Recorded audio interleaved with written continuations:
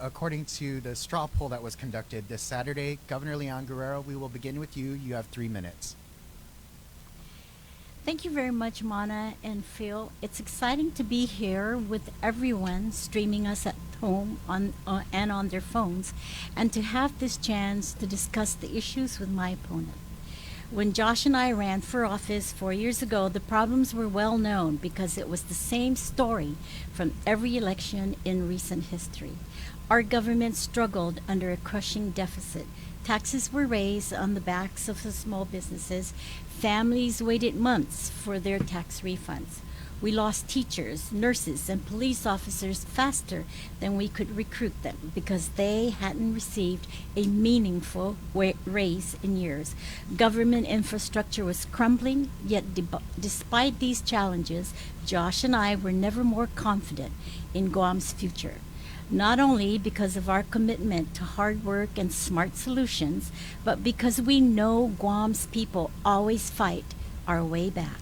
Your faith in our future helped us keep our promises. We eliminated an $82 million deficit without borrowing. Your tax refunds are now paid within weeks for the first time in decades. Teachers, nurses, and law enforcement officers finally got much deserved raise as they continue to nurture and secure us. And most small businesses now pay a lower tax than any time in the last 30 years. And all this in the midst of the worst health and economic crisis in Guam's modern history. COVID-19 stole too many lives and livelihoods. And now, just as we are beginning the path of recovery, a global issues thousands of miles away are piling more pain on our small island. But tonight, I tell the people of Guam that our sacrifice has not been in vain. Businesses are finally reopening. Jobs are coming back. Tourists are starting to return. And hotels are coming alive. Unprecedented military and government spending is already lifting us up. And it is going to continue at a record pace. This debate is about where Guam is headed, and I hope tonight to show you how our administration has delivered, keeping our people safe and investing in revitalized infrastructure, new programs to help families to buy their first home, universal health care, basic internet for all, new money for child care, better schools, a new hospital, and new industries that will diversify our economy. All achieved while keeping our finances stable and our children's future safe. The big question of this election is, who do you trust to keep Guam moving forward?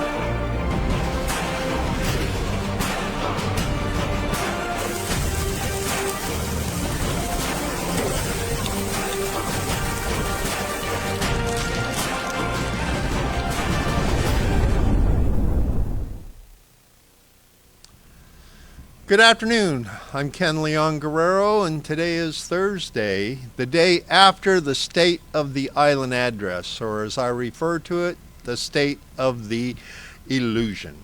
And I say illusion because at the beginning of this show today, I ran the opening from Governor Leon Guerrero on the candidate debate that we had here on Candid last month. And what we saw last night was just an extension of that. Instead of giving a report to the people of Guam, she basically gave us a 36-minute campaign speech. So whenever we're going into an election season with an incumbent, we have to ask the question, are you better off now than you were 4 years ago? Question first asked by then presidential candidate Ronald Reagan. And I have to tell you, almost everybody I know would have to say no. They are not better off today than they were 4 years ago. They're a lot worse off. Now, 4 years ago, I did a study on economics here on Guam and came to the conclusion that for a middle-class family of 4 to survive, you needed about $17 an hour. Now, with the double-digit inflation we've had, part of it caused by COVID, part of it other reasons, the answer is closer to we need about $30 to survive. And you only have to look at the gas prices and some of the promises that were made last night. In other words, it's interesting to me that she's only going to subsidize power for 5 months. Why 5 months? You have to ask yourself. Could it be that 5 months from now we have an election and she didn't want to make a commitment any longer than that to preserve as much of that $300 million as possible? Well, this takes us back to the fact that 6 years ago, then candidate Lou Leon Guerrero had an ambitious plan. She woke up one morning and decided that she was going to be the governor of Guam. And she put 2 years of prep work and millions of dollars into the process. And at the end of that process, she announced her candidacy and she launched her campaign. And in there, based on market research, she came up with a number of key points that she knew that if she mentioned these things in her campaign speeches, that she would get elected. Now, there's a big difference between saying something on a campaign and actually doing something on a campaign. Because what we were hoping to hear last night in the State of the Island address is a plan, a report to the people where we are and where we're going. Because the voter concerns we have today are the expanding crime rate. The governor took a victory lap over the fact that 12 pounds of meth have been seized so far, but what she ignored is that drug prices are lower than they've ever been, and hundreds more families have been impacted by the growing drug crisis here on the island, to the point where people who never thought about buying guns are thinking about buying guns. She didn't mention much about the skyrocketing cost of living here on Guam, and she kind of just touched about the lack of affordable housing but didn't talk much about what she planned to do about it. And she just basically blew off our collapsing healthcare system. Now, when I say our collapsing healthcare system, it goes right to the very first days of her administration, when she had Tina Muñoz Barnes introduce, and she signed a law that gutted Guam Memorial Hospital financially, and in the process cost taxpayers tens of millions of dollars. And then after that legislation was ruled illegal, it has continued to affect health care on this island, because now the premiums have gotten so expensive that rather than charge government employees the full premium, they've raised the deductibles to the point where most people can't even use their government health care insurance, because by the time they meet their deductible, it's time for a new year. So those are the priorities that we as citizens were hoping to hear, what she was going to do about crime, cost of living, and lack of affordable housing, which is driving the exodus of our young people. But instead, all we got to hear about were tax refunds being paid on time. Now, I have an issue with that. Part of her job description is to refund excess tax collections. That's what the refunds are. We have been overtaxed so much that when the government collects too much money, they're supposed to refund the difference, not keep it and find ways to spend it, which is what this administration is doing based on what she promised the people of Guam last night. Because that $500 Programa Salapi Phase 3 with expanded qualifications isn't coming out of the Federal American Rescue Plan money. It's coming out of Government of Guam excess tax collections. So in other words, we are going to pay ourselves $500 out of the money that she overtaxed us. That $100 a month to help offset the cost of the dramatic increases of power, that's not coming out of American Rescue Plan money. That's coming out of the excess tax collections. The pay raises that she gave to police, teachers, and nurses, justified, not enough, and badly needed, just too late. There was no reason she couldn't have done those pay raises on her first day in office. But she didn't have the money to do it then. And it was more important for her then to give pay raises to all her directors, deputy directors, and exempt employees, as we saw in the in February 2019, when the Pacific Daily News ran a story highlighting all the pay raises that Governor had given to her close supporters and administrators.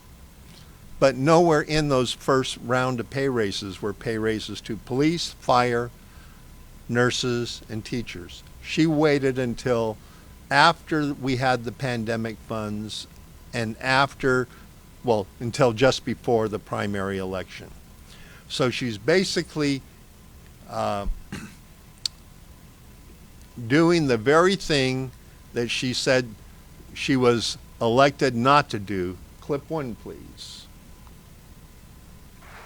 I come here tonight to address the honorable members of the House and to speak directly to the people who sent us here. When I first addressed you 3 years ago, I fully understood the job you elected Josh and me to do.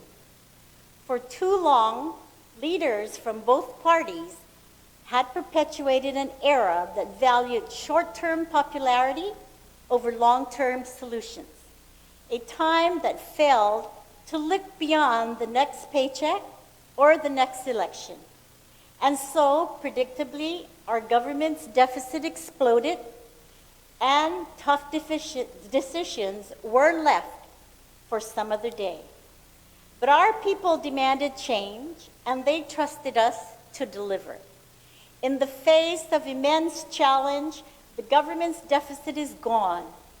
Tax refunds are being paid in weeks, not months. And none of this was achieved by leaving more debt to our children.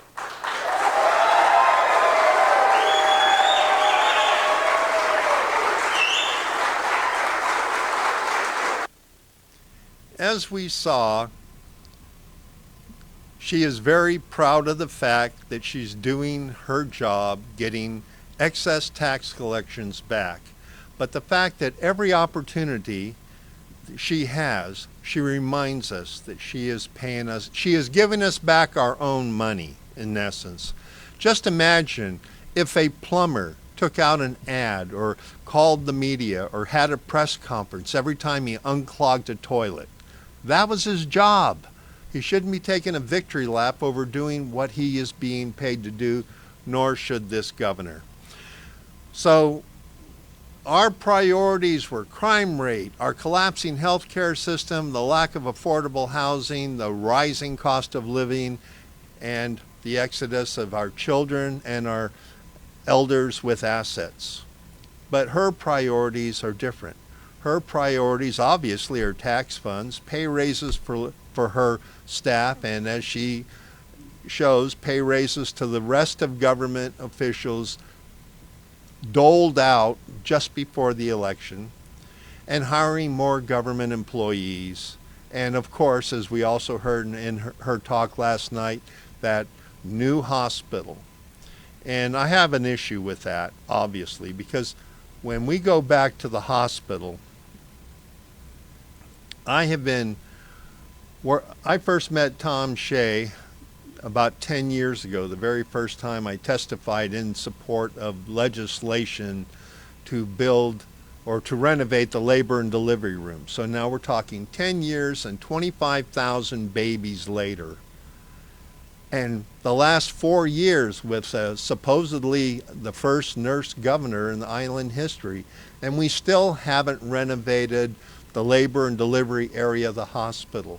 And even if this pork barrel project is successful moving forward, which I doubt considering that we've been waiting about 10 years and they still haven't broken ground for Simon Sanchez, it'll be another 25,000 babies born in the dilapidated labor and delivery room. But she is willing to commit $20 million for a state-of-the-art tourism facility at EPAL that will probably not be built anytime soon. And if it is built, will have dramatic cost overruns like we saw with the museum, and will probably not be maintained any better than the swimming pools on the island or the bathrooms at EPAL. And I mean, I just went to the museum yesterday, and the sinks in the bathrooms and one of the urinals is got a out of order sign on it already. So if we can't take care of the bathrooms in our 50% budget overrun museum, what makes you think we're going to be able to do the same thing with this elaborate tourist facility, which takes away from the authentic Guam experience, which all of our visitors say they are looking for, and builds a monument to her ego? So when we look at the reality we are facing right here on Guam right now, it goes back to this. There's a law that was passed in 1996 that requires politicians to go to the voters to ask for approval of tax increases, revenue increases, or issuing new bonds. And for the past 20 years, politicians have routinely bypassed that law with a notwithstanding clause. But none of the politicians elected in the past 20-some years have had the balls to go in and strike that law from the books, because they're so afraid of how voters will look at them for taking away our power to approve future debt that they won't remove the law. They'll just step around the law and walk around behind our backs, increase taxes, and borrow money and force us to pay for it.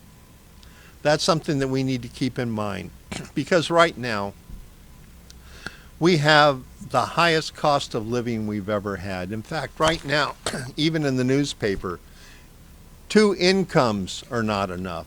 That's why many families here on Guam have 2 or 3 income streams coming in, and they're still not able to support their family and their lifestyle. This dramatic increase in taxation on the fuel tax, the building tax, and the business privilege tax is being paid for by the people. But you know what this administration hasn't done? Hasn't done enough to create middle-class jobs. And she didn't talk about that in her State of the Illusion address last night. There was no discussion hardly whatsoever. In fact, I can't think of a thing she said about creating jobs, middle-class jobs for the people of Guam. So what's happening here is the cost of living is going up, the cost of rent is going up, the cost of gas is going up, the cost of food is going up, but the incomes of the people who pay the taxes are not going up. And so that's causing another problem that she's going to ignore, and that is destruction of our small businesses. I am a retiree. I'm a senior citizen on a fixed income, and with the cost of everything going up, I have to find ways to live within my little income structure. So I shop at Walmart.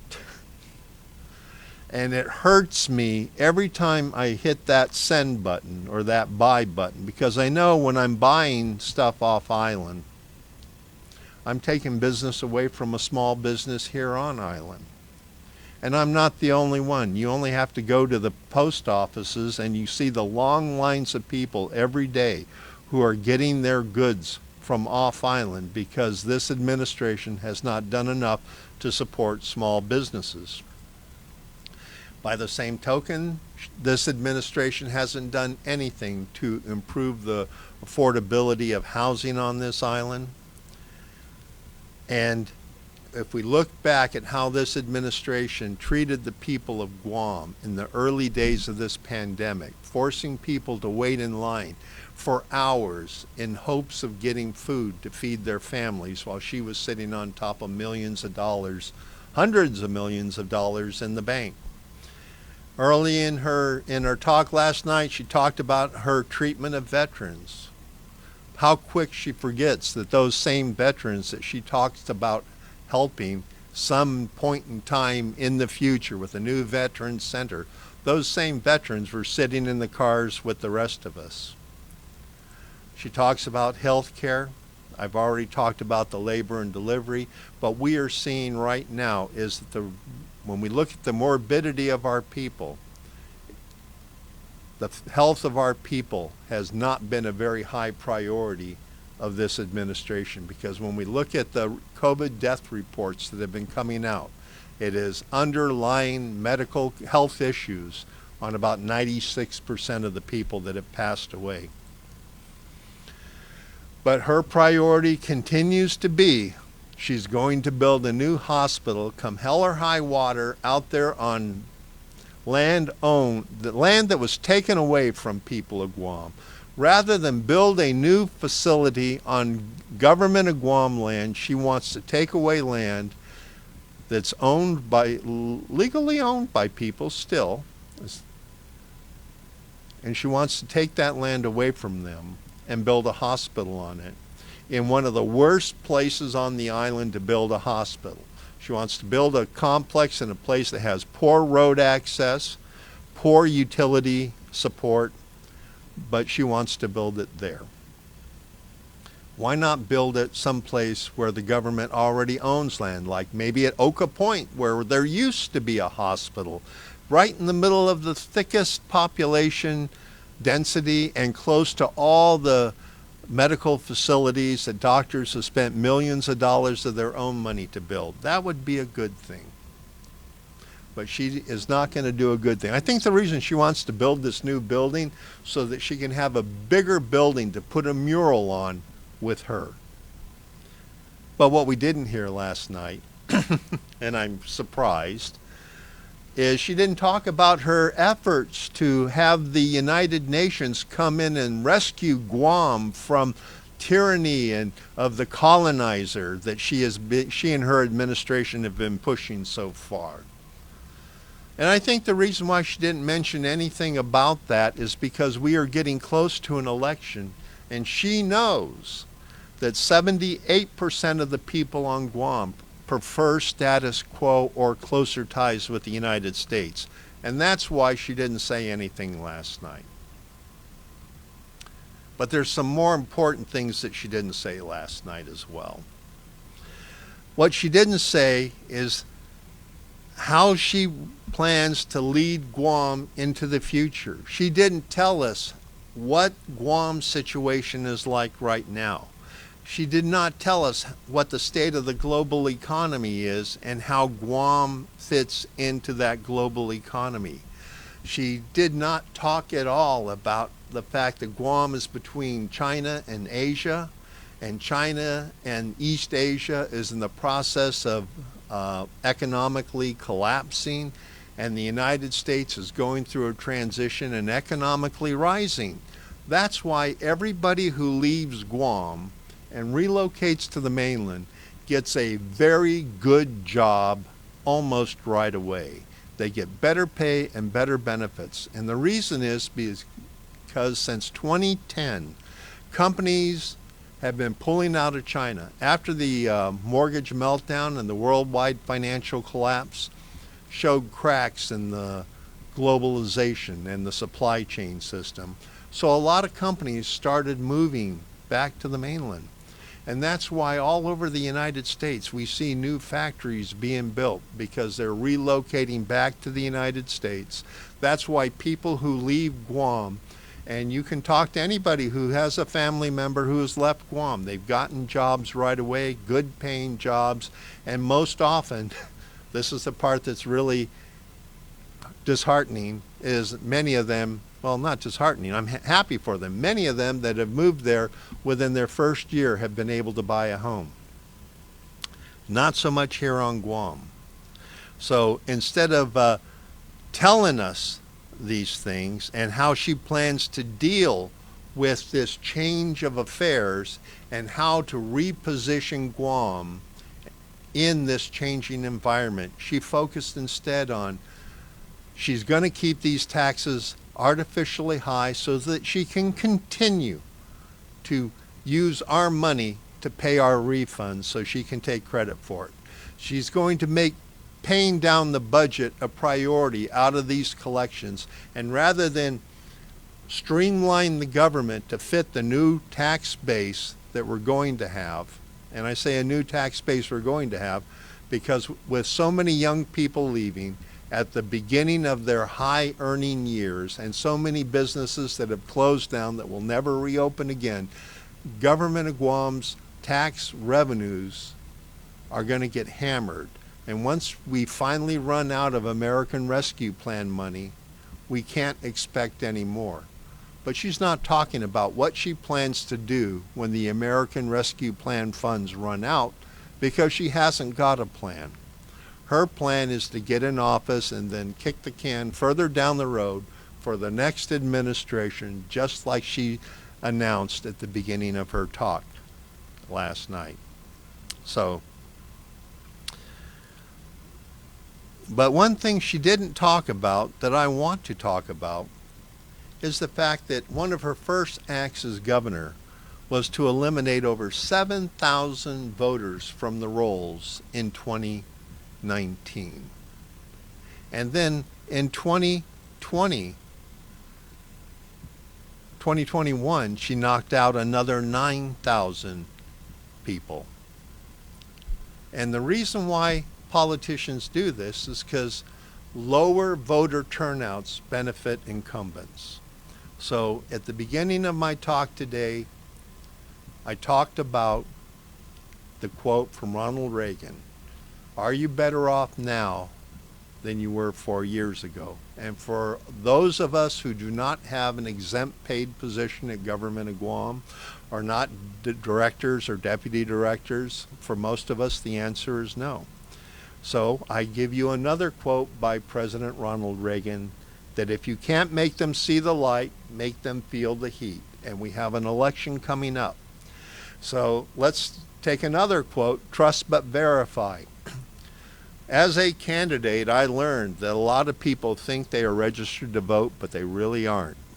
I mean, I turned in 381 signatures, and I had 156 not validate. So a lot of you watching this video right now may think that you are, I'm looking for quotes. If any of you want to ask me a question, you can put it in the comments right there and I will get to you, because right now I'm learning how to use Facebook while I'm online. But those of you who think you're registered, it only takes you a second to either call the Guam Election Commission or go online and verify that you are registered. And if you are not, then you can register online as well. Because the only way politicians will pay attention to the people of Guam and do the right thing is when they feel the heat. So they haven't seen the light, and their actions over the past 2 years, 2.5 years of this pandemic have proved it. It's time for them to feel the heat. I'm Ken Leon Guerrero. This is my point of view, and I hope that you all take a few moments today to verify that you're registered to vote, and this election, make sure you vote. Thank you.